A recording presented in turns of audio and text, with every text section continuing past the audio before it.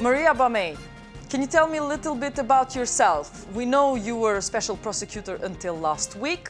Tell us a bit more about your background. What did you do? Who are you? I'm just a prosecutor doing my job in the UK. I'm from the United Kingdom. I was a prosecutor there for 17 years. And I've been in Kosovo for the last 7 years, doing the job of a prosecutor. What exactly have you done in Kosovo for all these years? I've done many, many cases. I can highlight some of them. They've nearly all been high-profile cases. I did a case of Marko Simonovic, which was an ethnic hatred case when I first arrived in Kosovo. He was sentenced to 15 years. I did a war crimes case against a man called Vujovic. He was sentenced to 5 years. I've done the Clinton bombing case where they were sentenced to 25 years. I've also done the case against the Ministry of Community and Returns, where I prosecuted 2 ministers and 1 permanent secretary, together with other lesser officials, and they were sentenced to 3 years each. Have you done any Albanian politicians? I've done Zabrzaku, the mayor of Kaçanik. I have also prosecuted Ilir Tolaj, who was a permanent secretary in the Ministry of Health. And you've also done Samir Staku on the case where I'm involved, but since I am an involved part in that, I don't want to talk about that. I want to move on to the revelations that have began about you this week. In the daily newspaper Koha Ditore, this week you have talked about allegations of corruption within EULEX. What's going on with this darker side of EULEX exactly? Well, firstly, I want to say that up to yesterday, I had no contact whatsoever with Koha Ditore. I never handed them or anybody else any documents. I thought it was important that I had to protect my reputation, which was being denigrated by EULEX. How were they denigrating your reputation exactly? They were suggesting that I was not good as a prosecutor, and they were trying to defame my character by suspending me for having spoken to the press when I hadn't done so. And for many years since I made a complaint of corruption, I've been the subject of victimization time and time again. They were not doing anything about it. And they decided to shoot the messenger rather than deal with the message. And I was under attack from them. And the only way I can protect myself is because I'm bringing a claim against them in Brussels, was to come out now and speak about what has actually happened. Today, Kosovo portals are full of stories about you. Did you talk to any of them? No, I didn't. Only to Koha Ditore yesterday and to you today. And I'm talking to some international media in the course of this week. Tell us exactly what are you accusing EULEX of? And why now? Why now when the mission has suspended you? Well, I haven't accused them now. I accused them in 2012. I didn't even accuse them. I said, listen, I've come across intercepts in the course of my work which suggest that there is something suspicious going on with the chief EULEX prosecutor and Mr. Francesco Florit. How did you have access to this? I was investigating the Tolaj case, and we had lawful interceptions on Mr. Tolaj. Mr. Tolaj was in regular contact with intermediaries. These intermediaries were allegedly meeting with Francesco Florit to negotiate the release of Ilir Tolaj. Who's Francesco Florit? He is a chief EULEX judge. He was president of the Assembly of Judges. Hang on. The suspected Secretary of Ministry of Health was meeting with the head of appeals judge Yes. of EULEX? Yes. Personally, he was meeting? No, he was in prison. But he had his intermediaries meeting Francesco and then reporting back to him. Saying what? When the intermediaries were meeting with the Italian judge, what were they saying in these intercepts? They were saying that Francesco Flore cannot get involved at this stage because we're at the investigative stage, but he's going to speak to my boss, Yaroslava. The plan was to remove me from the case and put somebody else in my place who would then release Mr. Tolai. Are you sure this is not part of your paranoia? I'm not paranoid. I know you, Lex, have tried to suggest I am, but these are facts. How? What are your facts on this? They are contained in interceptions, which, by the way, for you, Lex's information, I still am in possession of, and which you have the voices of the intermediaries speaking to Mr. Tolai on his phone, reporting back what Francesco had said to them. Do you have any other proof? Did the behavior of your superiors change towards you after? Oh, definitely. You challenged them with this, or they Yes. knew about this? How? Firstly, I went to the head of justice. I went to my line manager, Sine Juteston. She said I had to report it. It was so serious, I had to report it. And it was my duty to report it, which I precisely did. No one told me about whistleblowing laws, that I should be protected, that I can give this information anonymously. And you formally reported through the formal grievances, which we have access to. Before that, I reported directly to the head of justice in front of Yaroslava, and I had to confront her directly. Who's Yaroslava? So Yaroslava Novotna was the person who was involved with Francesco Flore, and who was the person who was interfering in my case, trying to get me off the case. Did she really try to get you off? Well, what is your proof she tried to get you off, apart from the intercepts? Apart from the intercepts, she came to see me. The intercept said she was meeting with me to get me off the case. Then I did have a meeting with her that day. So obviously the people in the intercepts knew about my meeting with her. So I emailed her and I said, hold on a minute, are we meeting about Clinton bombing or Tolai? Oh, no, about Clinton bombing. So I said, because your names are all over my intercepts, so I'm very concerned about this. And when she came to meet me, she knew chapter and verse all the rules about removing a prosecutor from a case. Even I hadn't looked it up that far. Is that enough proof? She just knew her job. The proof was that she hasn't interfered in anybody else's cases in the way she interfered with mine. The proof is that that meeting, I gave her a ruling of initiation of investigation, which she asked for. I gave it to her at 6 p.m. and I only gave her the English version. She didn't need the Albanian version. She doesn't speak Albanian. And then, did you find results of your The next day at 12 p.m., midday, the suspects were on the phone.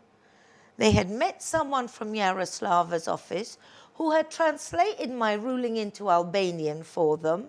They were speaking to each other, reading and repeating verbatim what was in my ruling. That ruling came from her office because on the intercepts they say they came from her office. How was this hampering your investigation exactly? It totally hampers my investigation. My ruling was secret. It was labelled with the court as not to be disclosed to the suspects. She leaked it to the suspects. When I met her and confronted her, she said it had been in her safe.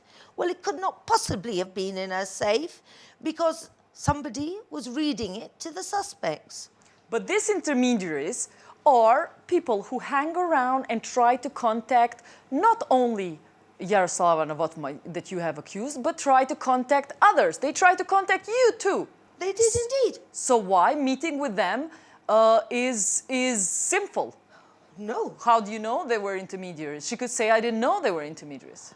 a meeting with them is sinful if you are part of the plan. And she clearly, there is prima facie evidence that she was participating in a plan because everything on the intercepts was happening in reality.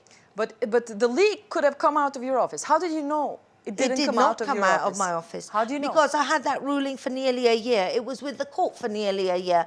No one leaked it. If they were going to leak it, they would leak the Albanian version. The leak that came was from the English version, and she was the only one who'd got that version. What happened afterwards with the Tolay case? Exactly. You were not, after all, you were not removed from the case, so she didn't get to be successful, if you say that was her intention. Yeah. Because we wrote letters, I wrote my grievance, and a lot of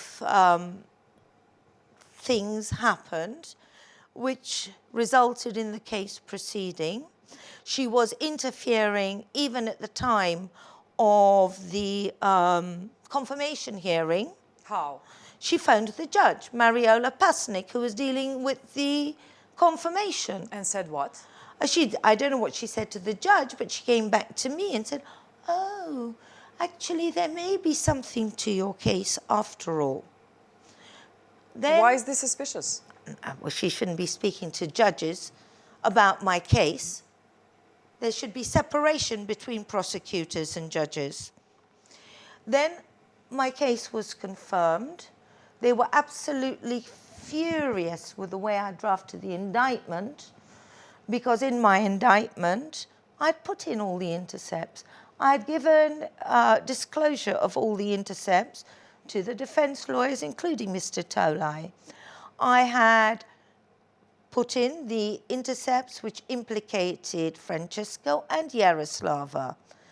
On my panel was Judge Mikula, who's a close friend of Yaroslava's.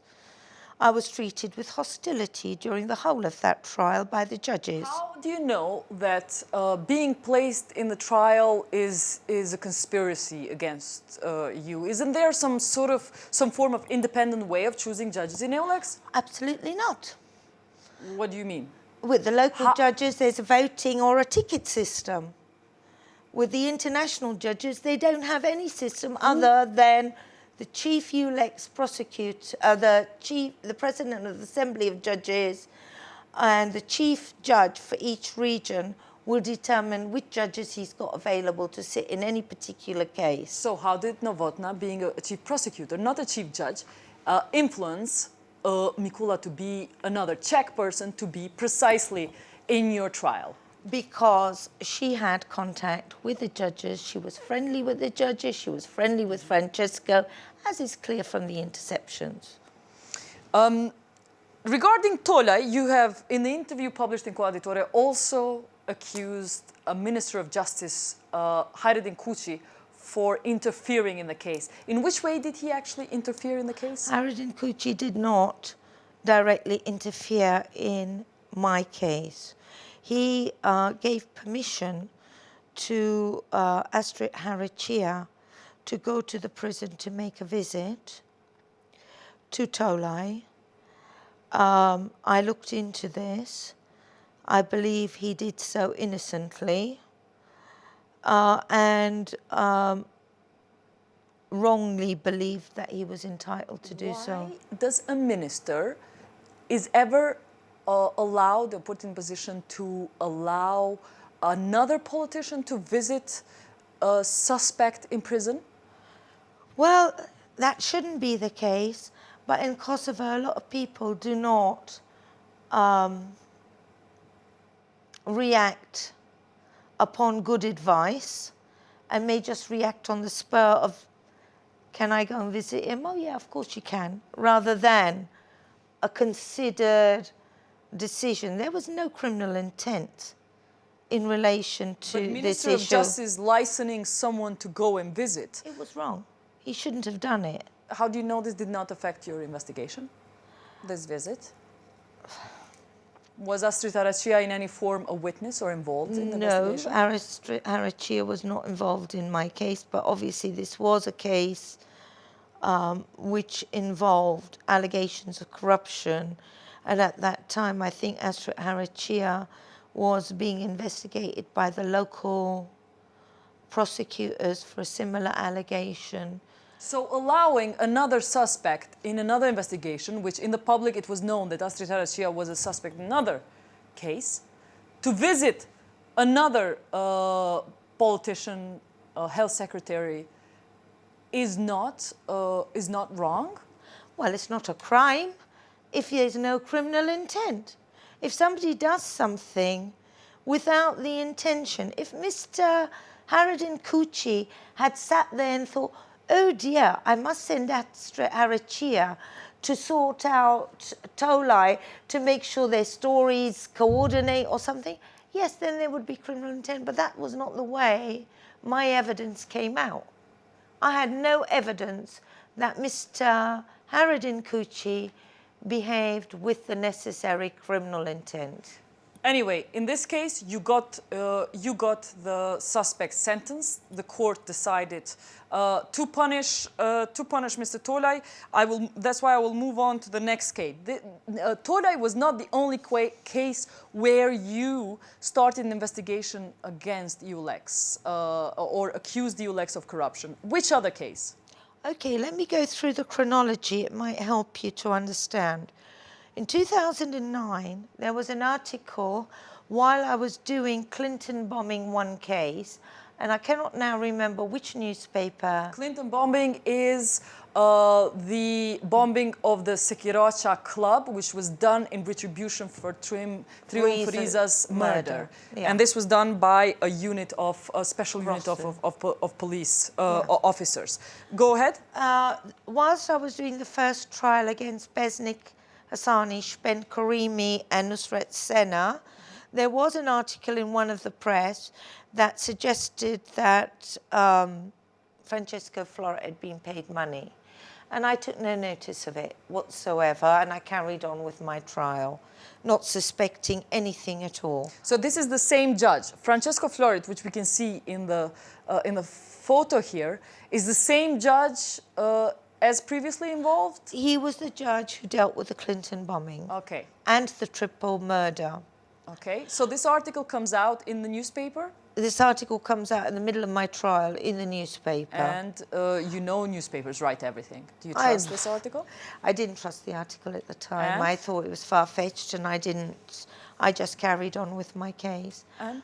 Thereafter, the triple murder case happened, and Francesco Florit tried to sit on the panel of judges, but he was taken off the case because the defense objected, because he actually found them guilty of the triple murder in the Clinton bombing case when they were never even charged with that, which was quite embarrassing for me as a prosecutor. Anyway, I carried on doing my investigations and started looking into Tolai. I came across the intercepts, and I remembered back what happened in 2009 in Clinton. I had a whole load of intercepts implicating Francesco and Yaroslava. I spoke to my line manager. So the same intermediaries that were talking to Yaroslava, the chief prosecutor, were talking to the judge, Francesco Florit, too, in your intercepts? Yeah. It was the same people chatting to both of them. What were the intercepts referring to in relation to Florit? What were they saying about Florit? They were saying that he was a good man, how he was going to help them. He couldn't do so as yet. But, I mean, it's all in the indictment. The indictment's public knowledge. All, well, not all of them, but the majority of the intercepts. In the Tolai indictment? In the Tolai indictment. And what happened, is there anything else to prove? Did you ever challenge, did you ever take these allegations to Florit if this is so public notice? I did. Did you challenge him? I did. I called him to my office. What did you ask him? I had to get a statement from him because here I am with these highly suspicious interceptions, which I cannot hide. I have to disclose them to the defense, and I have to be able to explain them to the judges and to the people. What did he say to you? He gave me a statement But before he gave me the statement, he said, "Oh my God, I've been so naive. I met with this intermediary, Eyup Kamberi. I only met him twice. I don't believe there were only 2 meetings, but that was his story." I only met him twice. Yeah. Listen, how can you only meet someone twice? One time you realize they're an intermediary, second time? Well, the first time he says, in his written statement, which is public knowledge, it is before the court, he said that he met with this person, they were organised some round table conference, and the person started to talk about Bamieh. And he didn't meet him after that, except that this person kept harassing him with phone calls, and he met him a second time, and this time he tried to discuss Tolai case, and then he threw him out. Well, the intercepts don't reveal any throwing out of anybody. They reveal detailed conversations with him. And conversations that must have come from a legally qualified person, because they talk about specific legal procedures that the ordinary person would not know about. So, as far as I was concerned, there's a grounded suspicion there. He also said to me, and oh my God, I was so worried the last time when they were talking in the press, because I just happened to have 300,000 euros to pay off my mortgage. And I was shocked by this, because I could say for the rest of my life and I won't have 300,000 pounds to pay off my mortgage. The Italian judge admitted to you that he had 300,000 in his account that paid off his house. Yeah. But there was a family member in the case you were investigating, family member of the accused, brother of Besnik Hassani, who was saying it's precisely that money that he collected for Florid. But I didn't know that at the time. That came later when I started investigating Clinton bombing too. Okay. At which point... I want to ask you about this, because we have another source. We have this record of witness interview that has come to us. The brother of Besnik Hassani, Florim Hassani, has come to us and allowed us to use the record of witness interview, proces verbal, as we call it in Albanian, where he gave a statement to EULEX police, where he testified that he gave 250 to 300,000 euros he collected to give to Francesco Florid, the Italian judge. And he did this through Mahmoud Halimi, his lawyer. And they said they did this in Albania. He has allowed us to use this statement because family members have been asking for retrial because they gave that money thinking they will be released. And what happened? Florid didn't deliver. Maybe he wasn't corrupt. After all. I don't know, and I cannot comment on the ghost investigation because I do not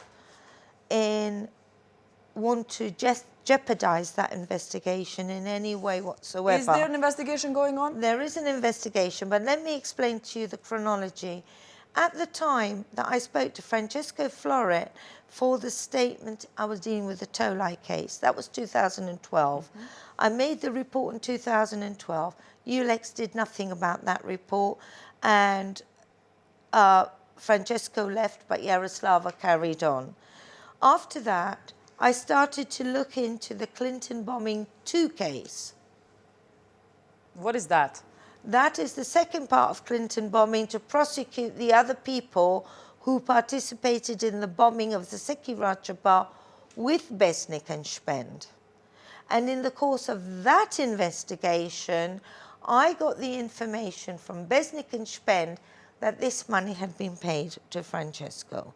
You're talking about Besnik Hassani and Spend Sherimi, who are now in jail, serving a jail sentence for Clinton bombing for, what, 25 years? 25 years, yeah. But they've been also punished for the triple murder case, which you started investigating, and which you think they're not guilty for?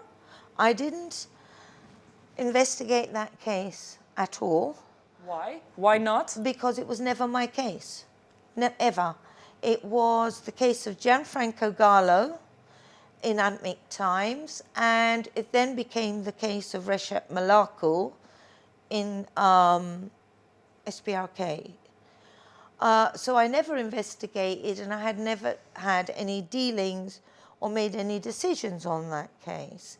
But I do know that Francesco Florit wanted to be the judge in that case, and the defence objected to it. But in relation to the Clinton bombing case, a year after I'd made my allegations in Tolai, the police came to me with evidence like that, saying that they had paid 300,000 to Francesco.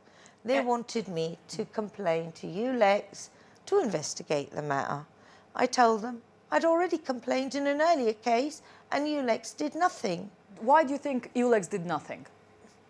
I think ULEX did nothing because they were trying to hide it. They found it so embarrassing that they couldn't cope with it. The easiest thing for them to have done there and then is to come out and say, we've had some serious allegations against the chief ULEX prosecutor and the president of the Assembly of Kosovo. We are taking those allegations seriously, although it must be borne in mind that people are innocent until proved guilty. But we're going to look into those allegations and deal with them as appropriate. But they did. This is a proof that they did eventually open investigation because we have a witness interview. They were forced into that. Forced by who? That witness interview was not selected in the course of the investigation. That witness interview was obtained by my police officers investigating Clinton bombing. It wasn't ULEX investigating that obtained that interview. Then who it is was it? me. But It was my investigation into Clinton bombing that resulted in that statement. But in the end, your investigation resulted in an official investigation. Why are you complaining that there isn't any? Right, let me Florit? explain to you. Let me explain. For 18 months they sat and did nothing. Then the police found these statements, yeah? They went to the head of mission and said, investigate. He said no initially, and I have the emails from the officers to show how disappointed they were that ULEX, despite getting those statements, still did not want to investigate. And then at the same time, I was being done by Yaroslava for parking and for... Whoa. What do you mean being done by Yaroslava for parking? She had recommended me for disciplinary investigation for illegal parking and having an intern. This happened at the same time. Illegal parking? You park illegally? I was investigated, formal investigation at taxpayers' money for illegal parking. After you've officially put your grievance? Yeah, but please. But you agree you illegally parks? I agree I illegally park. But everybody else gets an email warning. I get a full-scale investigation. But that's another story. Please let me explain about this because it's so important. I went mad when they tried to investigate me for illegal parking and having an intern. These investigations were initiated by Yaroslava and Jonathan Rattel. I could not, for the life of me, understand why I had emails from my police saying they would not investigate this, a serious allegation of corruption, at the same time they're investigating for me. Why couldn't you get support from your boss, Jonathan Rattel? Jonathan Rattel was in with Yaroslava. How come? How come you didn't try to argue your case?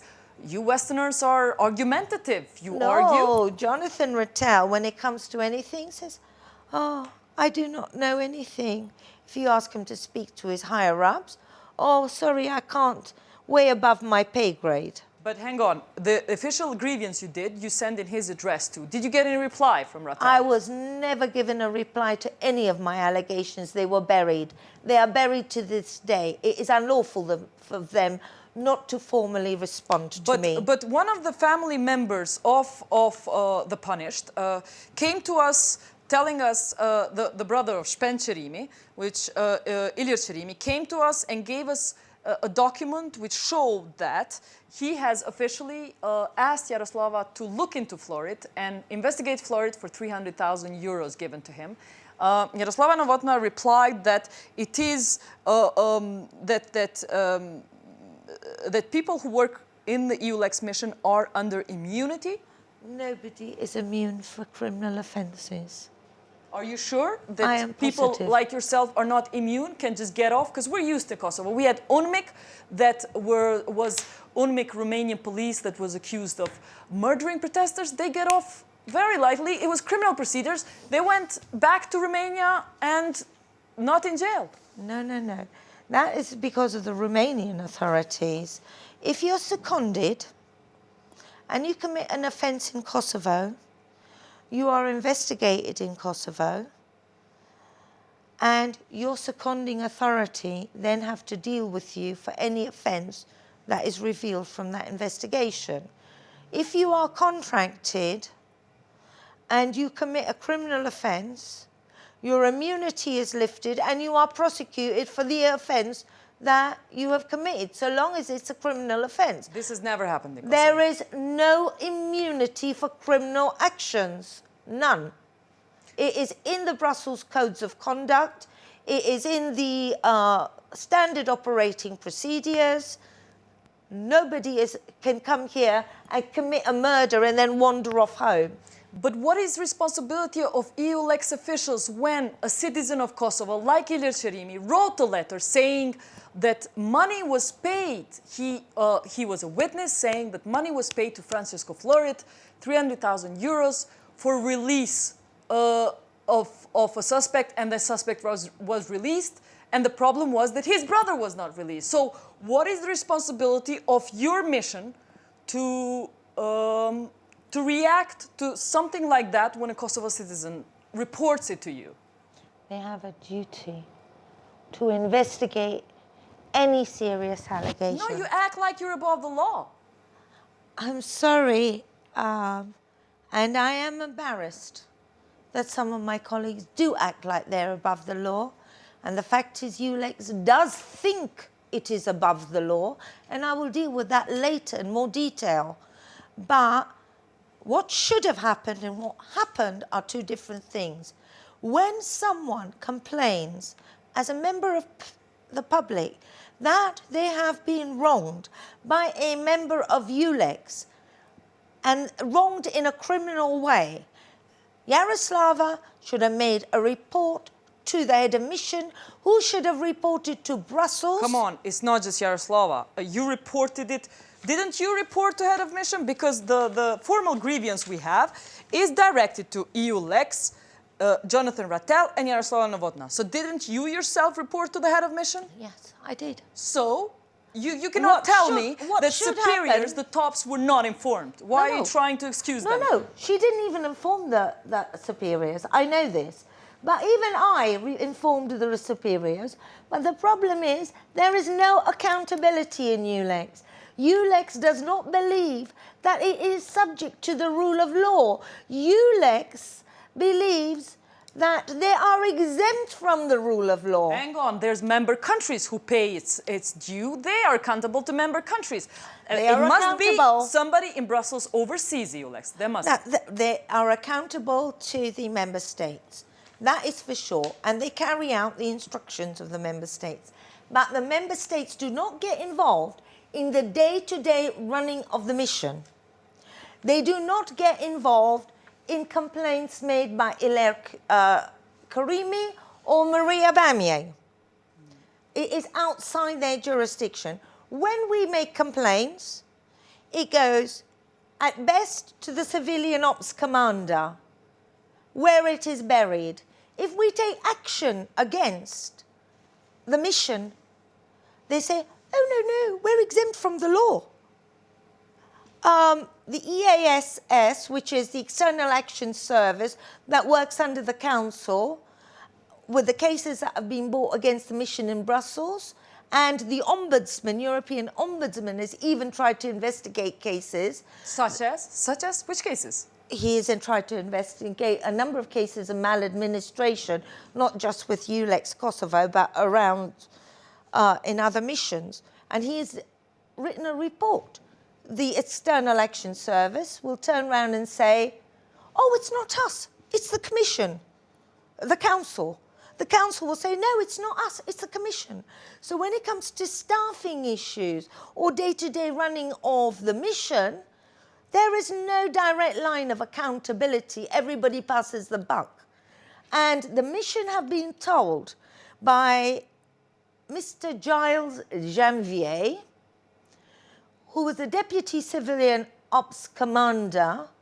He came to the mission and he told me and a group of my colleagues on the staff committee who were talking about contracts and the ULEX responsibility for its staff, no, you cannot sue.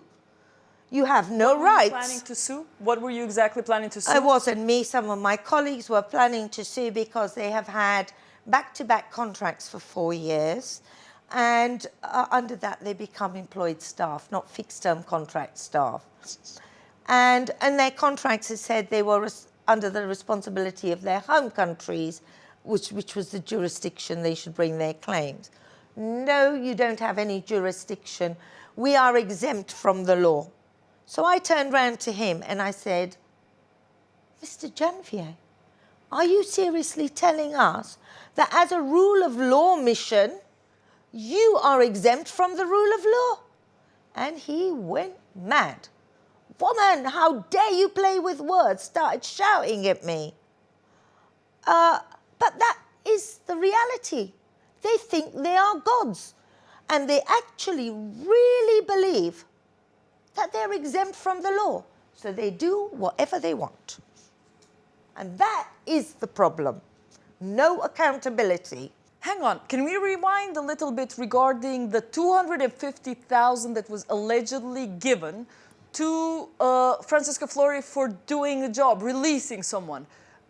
Somebody got, did it do the job in the end of the day? From what I understand of the allegation from Charimi and Hassani is that this 300,000 they believed was for the release of all three of them. From what I understand of the allegation is that when this money went to be paid, Francisco Flores said, no, it was 300,000 for each one of them. I can only release one for 300,000, and Nusret Sena was released. That was what was put to me. So this then spurred that other family members speak about this in public. Otherwise, they were going to go ahead with the corruption. They didn't mind, huh? Yeah. So in that case, they accepted the murder, and they were going to give the money to release their family members. But this money was given in relation to Clinton bombing, not triple murder, as I understand it. So how come they got sentenced for triple murder then? How come? They got sentenced for the Clinton bombing and for the triple murder, and Mr. Nusret Sena got acquitted of both. We're going to talk to the families later. Yeah. But was there proof in the triple murder case? Because they claim they want to serve regarding Sekirocha case. They have confessed the blame there, not in triple murder case. What proof is there against them on this? There is proof of one witness, an identification witness. And this proof is so weak that in any European country, it would not stand up to scrutiny. The witness has changed his account several times. The witness was shown, Shpen Karimi, before he actually identified him in the police station. The whole case stinks. Hang on. The police showed the witness who to identify before they put out a parade? This is what I am told. Furthermore, the identification Why do you witness, believe it? because the identification witness has said so, Ramis Tusha. He contacted a police officer and he made a statement to that police officer saying he was mistaken in his identification, that he was shown the suspect before the identification and he was identifying the person he was shown and not the person on the bridge. And I have these statements because I was reviewing the triple murder. But I was told by Jonathan, not told, I was ordered by Jonathan to close the investigation. And I do not know why. Hang on. Did you make a formal request to ask for retrial of the triple murder case? Or was this just a conversation? No. Between No. colleagues who don't like each other? No, it is much more than that. before I went to Jonathan, I went with the police. I spoke to Reshet Malaku, who believes they're innocent. I went to Yusuf Menzeni, who believes they were innocent. In the triple murder first time round, they've tried to put forward evidence to the Supreme Court to say we believe that Besnik and Spend are innocent, and the ULEX judges refused it and dismissed the additional evidence. What would be their motivation to refuse and not accept I this? can only say what happened. I cannot look into their minds. But at that time, Francesco Floret was the president of the Assembly of ULEX judges. You have spoken not about two, but there were other hampered investigations. In Coaditore, there was a mention of a land case which involves a politician, a newspaper editor, about the land case inside and outside Pristina. Do you know anything about this hampered investigation? Yes, I do. Who are they talking about? They're talking about Azem Sula and a number of other suspects. And the prosecutor in that case, who was not me, asked Jonathan Rattel to speak to Blatza, and he refused a permission. Another prosecutor asked for a Blatza 3 case to be opened? She wanted to speak to him. I also wanted to speak to him. Which prosecutor? Can you tell me? Diane Wilson. Wanted to speak to Blatza about Azem Sula. Azem Sula and a number of other people. I don't know the details of her case, but I know she wanted to speak to him, and that her and Jonathan had a huge argument over it. He would not allow her to speak to Blatza. I asked to speak to Blatza because Blatza knows a lot about the illegal privatizations that went on. And I was looking into privatization cases as well and wanted to speak to him, but I too was not allowed. I don't know what Jonathan's reasoning was. One has to ask him. Aren't prosecutors independent in their work? Can they not do the investigations about corruption that they find on their own? I am independent, but when somebody is in protective custody, you can't go and see them just like that. You need to go through certain hoops and measures, in which case you need to go through Mr. So what Rattel. would you say to some of our viewers who think Azem Sula is a powerful man in the PDK, former member of the parliament, very powerful in Kosovo politics and leading party, that you as a mission do not dare open a case against a powerful PDK member? Listen, I don't know how you or Coaditore have got the documents that you have, and I've thought about it long and hard. I've even thought of whether this has all come out for political reasons, whether it's PDK trying to get it LDK or LDK trying to get it PDK, I don't know, because Kosovo is like that. Whether Jonathan was approached, whether... You have to ask him. Why didn't he allow us to speak to Blatza? On the other hand, they may say, you got a case against Fatmir Limay, minister, powerful politicians too. You got a case against Sami Lushtaku, powerful minister. Suleiman Selimi, ambassador to Albania. It's not like you haven't been able, as ULEX prosecutors, to get to powerful politicians. No, we have been able to, but I don't know why Jonathan made the decisions he did. I can't. Is there fear of Blatza, or is there distrust of Blatza within ULEX? Although he gave you, would you say he is reliable? Can you, as a prosecutor, evaluate the credibility of Blatza as a witness? I cannot evaluate his credibility because I have never met him, to speak to him, to assess him.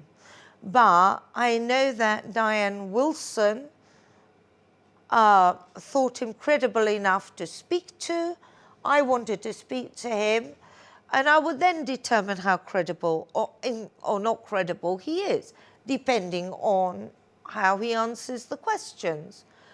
But I think Jonathan may have made a predetermination on his credibility. I don't know. I don't know what was in his mind when he refused us access. Any other witnesses to this case? Or is it just Blasa? Everything relies on him? On the land case, which involves many, many millions of euros of land in which property, wealthy, profitable property has been built today and is reaping money.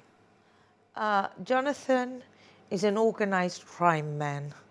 When it comes to privatization or financial crime, it is just a blur to him. Hang on, what do you mean by organized crime man? He will deal with organized crime cases like Clinton bombing, like Medicus. He will, when it comes to technical cases, depending on technical, complex, sensitive information like privatization laws, like money laundering, like following the money, like invoices, like procurement fraud. This is not his area of expertise. Is any of you prosecutors, are any of you good at this area whatsoever? Well, I've had to become good at that area. I'm not perfect, but this is the area I work in. There is no expertise in the international side in relation to this kind of work within EULEX. It has come to our attention that recently EULEX sent an email to all staff asking them to respect their contract about confidentiality of documents and of all the information they got working as prosecutors. You know, if all of prosecutors in the world started speaking out what they find or while they do cases, it's not very healthy for your profession. Are they right to be worried? They are right to be worried. But prosecutors would rarely do this unless there were exigent circumstances. I have never, and even now I have never revealed any documents in relation to my cases. I have come out now to speak to prevent my reputation being damaged. But what I need to say is this.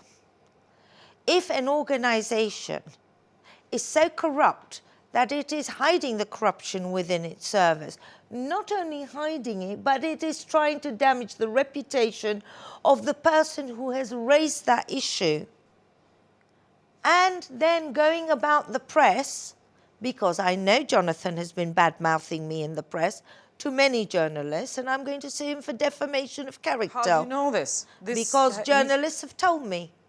And they will...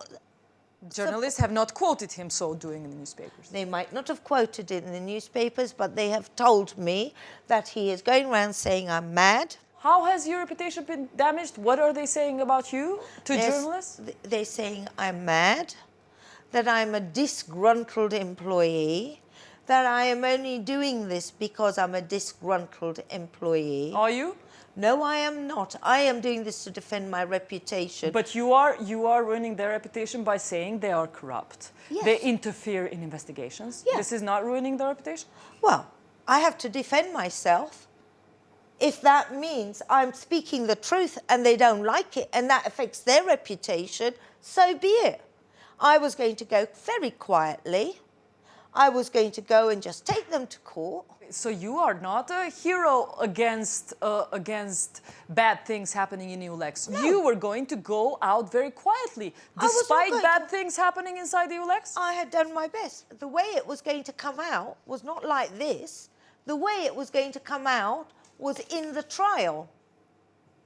What trial? Investigation wasn't even started. No, but I was going to have a trial to determine the legitimacy of the way they treated me. And in the course of that trial, my whole termination and treatment and victimization was a result of this. So I was going to deal with it in the course of the trial and have everything published in the course of the trial. But because it all came out earlier, I'm dealing with it earlier. But it wasn't that I wasn't going to deal with it, but I was going to deal with it in a different way. So it was easier for you not to rock the boat. Why are you now speaking out? Because it's out anyway. The Coheditore article, which they say you have initiated. I never initiated it. I never met the journalist. But it's not only now. The issue about Besnik Hasani and Spencerimi and the triple murder case being questioned was out in the press before. Yeah. This is not just sudden. No, it was out in the press, but I never spoke about it in the press. But it came out.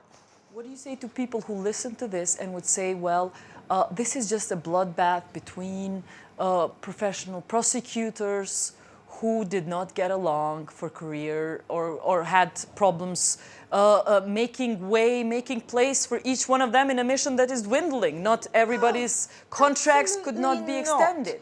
Absolutely not. Because all these things that I have said, I've put in letters and emails going back to long before my contract came to an end.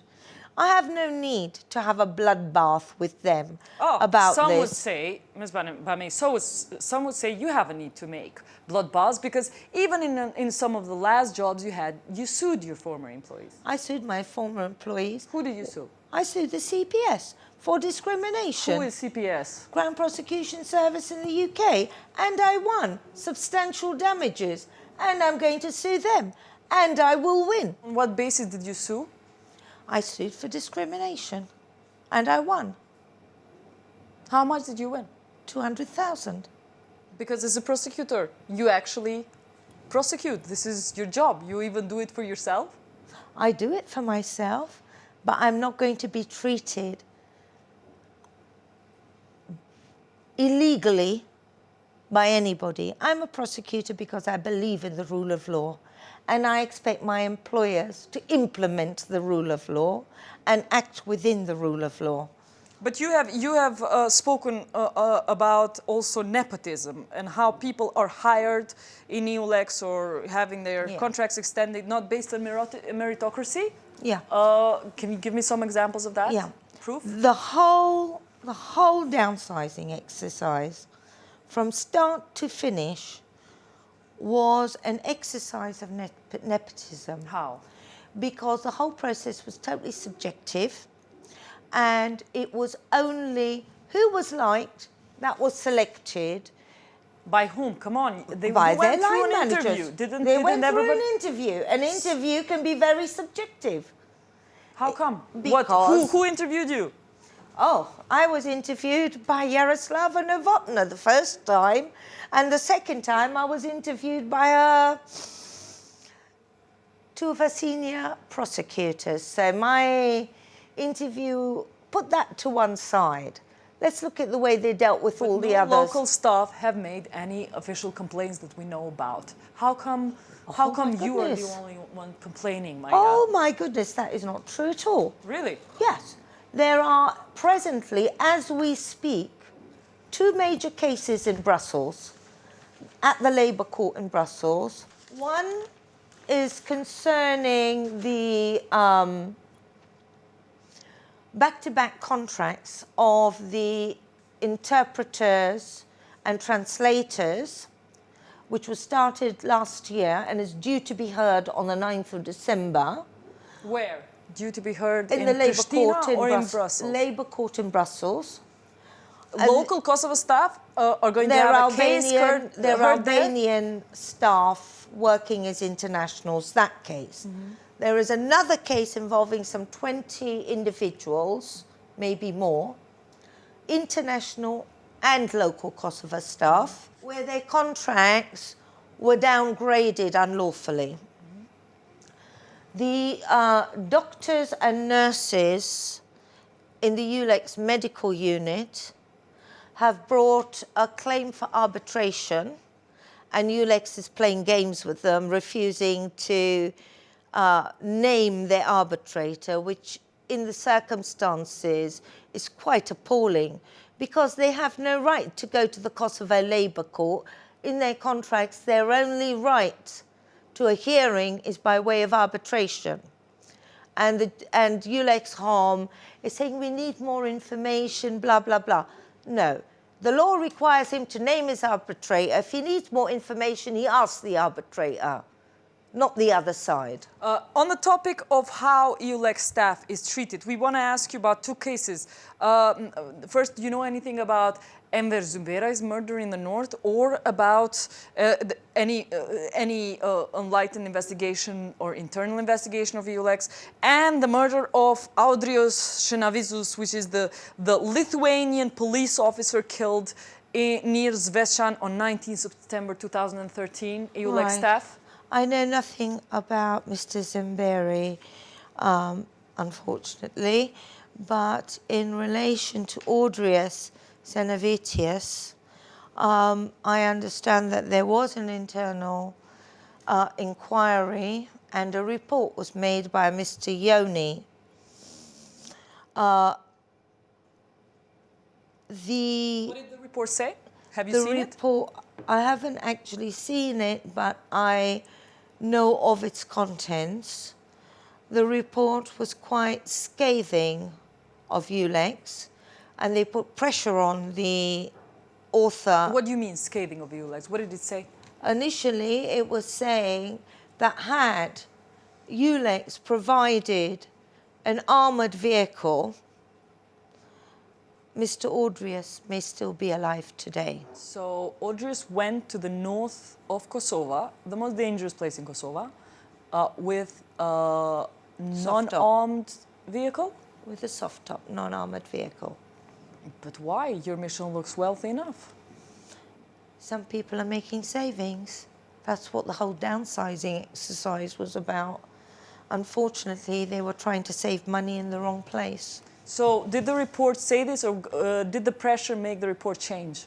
I think the report may have been modified slightly, but that the person who made the report stuck to his beliefs that the staff in the north should have armoured vehicles to conduct their duties. In fact, they did have armoured vehicles, and just shortly before Audrius was killed, the decision had been made either by Hom or somebody else within the mission to... Hom is Head head of of mission. mission. to Boshart, in this case. that they didn't need armoured vehicles, they could just use soft tops. Ne e kemi pyet edhe anën tjetër se çka thot për këtë rast, sidomos bashkë në shtator 2014, sepse deshëm të bëjmë një ngjarje lidhur me atë se çka ka livrit në veri prej vdekjes së këtij polici lituanez, mos ka ndru situata e sigurisë, ne menduam që kjo histori është shumë e thjeshtë. EULEX-i nuk na lejoi të marrim intervistën me shokun e tij, që kishte qenë adet, i cili pranoi të jap intervistë, dhe në ndërkohë kur e pyetëm se pse nuk po na jep misioni leje me fol me antarët e misionit që kanë qenë që kanë qenë në makinën në cilën është gjuajtur e në cilën është vrarë Andriusi, ata na thanë që në mision me 1500 njerëz ne duhet kemi një menaxhment të mirë të komunikimit publik, dhe për këtë i kemi zëdhënsat dhe leadershipin e lartë që të flasë në emër të misionit dhe në emër të stafit të tyre. Mirë po, atë sa kemi biseduar ne me shokët e Audriusit, policit lituanez të EULEX-it, ata thanë që ai ishte një njeri i mirë, solid, kolegë dhe shok i mirë. Kjo ishte reagimi që na ka dërguar EULEX-i, pasi që nuk na e lejuan bisedën me kolegun e këtij polici lituanez. Kjo ishte çka kishte për të thënë edhe për krejt raste tjera. Maria Bamieh, deri javën e kaluar, ish prokurore në Prokurorinë Speciale të EULEX-it. Maria Bamieh, thank you for being open with Kosovo public and not leaving maybe with a very comfortable life. What do you think will happen in the future as a final question? Are you going to be punished by future employers who think you're trouble to hire? Maybe. But I'm 55 now. Do I care? Let them do what they want to me. I've had my career. I've had a lot of fun. I've loved 55? I mean, Albanians talk that life ends at 55, not you internationals. No, this is true. I'm sure that my career will carry on. How do you see the future of EULEX? Well, unless there is an international independent inquiry into this organization and the way it operates, and unless procedures are put in place to ensure full accountability, I'm afraid I'm not terribly hopeful, because EULEX has not really done very much. The only good thing that has come out of the EULEX mandate is the dialogue. And I really wish Kosovo well with that. But other than the dialogue... What dialogue? The dialogue between Kosovo and Serbia. But other than that, I don't think much has changed since I first came in terms of the rule of law. Maria Bamieh, the EULEX whistleblower, thank you. Thank you.